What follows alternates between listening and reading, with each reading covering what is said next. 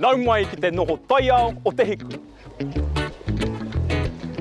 He hui ngā rangatahi, e whai panga ki te pūtaiao.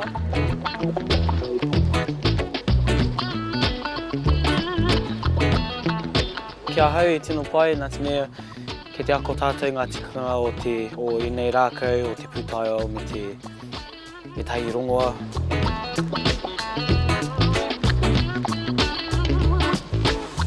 Me ki he pupu ake te ngā kaunuitanga, me aua āhuatanga mō ngā mahi pūtaiao.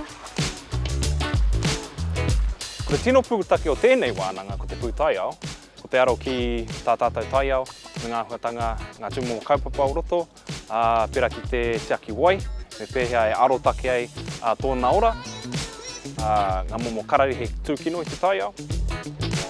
Roto hoki ngā kōanga tupu, me te taha ki ngā rongoa Māori, te taha ki te mōhio pū ki ngā neke hanga o ngā awa.